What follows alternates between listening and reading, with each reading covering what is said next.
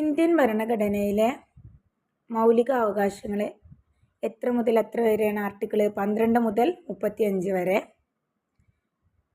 സമത്വത്തിനുള്ള അവകാശം എത്ര മുതൽ എത്ര വരെയാണ്? 14 to 18. ഓക്കെ.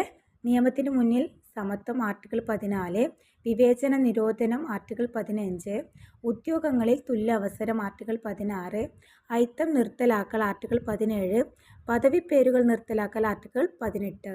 ഇനി സ്വാതന്ത്ര്യത്തിനുള്ള അവകാശം 19 to 22, ആവിഷ്കാര സ്വാതന്ത്ര്യം ആർട്ടിക്കിൾ 19, കുറ്റകൃത്യങ്ങൾക്കുള്ള സംരക്ഷണം ആർട്ടിക്കിൾ 20, ജീവനും വ്യക്തി സ്വാതന്ത്ര്യത്തിനുമുള്ള സംരക്ഷണം ആർട്ടിക്കിൾ 21, വിദ്യാഭ്യാസത്തിനുള്ള അവകാശം ആർട്ടിക്കിൾ 21A, അറസ്റ്റിനെതിരായ സംരക്ഷണം ആർട്ടിക്കിൾ 22.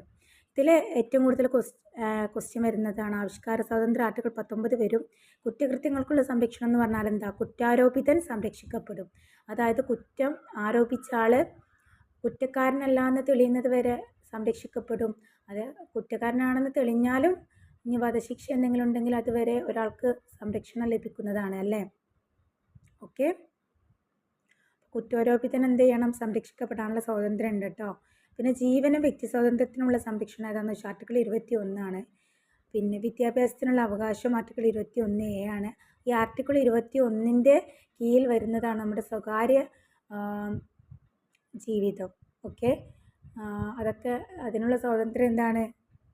നമ്മുടെ ജീവനും വ്യക്തി സ്വാതന്ത്ര്യത്തിനുള്ള സംരക്ഷണത്തിൽ വരുന്നതാണ്. ഓക്കെ. ഇനി അറസ്റ്റിനെതിരായ സംരക്ഷണം ആർട്ടിക്കിൾ 22. ഇനി ചൂഷണത്തിനെതിരായ അവകാശം എഗെയിൻസ്റ്റ് ടു എക്സ്പ്ലോയിറ്റേഷൻ കേട്ടോ. Protect from against to exploitation അതെന്താണ്? ആർട്ടിക്കിൾ 23 നിർബന്ധിത തൊഴിൽ ചൂഷണങ്ങളിൽ നിന്നുള്ള സംരക്ഷണമാണ് അല്ലേ. നിർബന്ധിത തൊഴിൽ നിരോധനം ആർട്ടിക്കിൾ 23, ബാലവേല നിരോധനം ആർട്ടിക്കിൾ 24 കേട്ടോ. ചൈൽഡ് ലേബറാണ് ആർട്ടിക്കിൾ 24. ഇനി അടുത്തത് മതസ്വാതന്ത്ര്യത്തിനുള്ള അവകാശം ആർട്ടിക്കിൾ 25 to 28. അതെപ്പോഴും ക്വസ്റ്റ്യൻ ചോദിക്കുന്നതാണ്. മതസ്വാതന്ത്ര്യത്തിനുള്ള എത്ര മുതൽ എത്ര വരെയാണ്? 25 to 28 കേട്ടോ.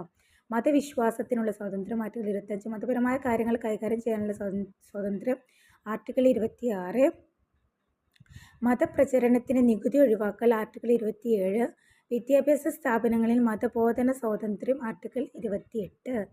ആർട്ടിക്കിൾ 31 പ്രകാരം സ്വത്തിനുള്ള അവകാശം ഒഴിവാക്കിയിട്ടുണ്ട് കേട്ടോ. അപ്പം ഇതാണ് മൗലികാവകാശങ്ങൾ 12 to 35 വരുന്ന ഏറ്റവും പ്രധാനപ്പെട്ട ആർട്ടിക്കിൾസ്. അപ്പം നിങ്ങൾക്ക് എന്ത് ചെയ്യാം? ഇതിൻ്റെ ലോങ് വീഡിയോ വേണമെന്നുണ്ടെങ്കിൽ കമൻറ്റ് ചെയ്യാൻ പറ്റും. പിന്നെ എന്ത് ചെയ്യുക?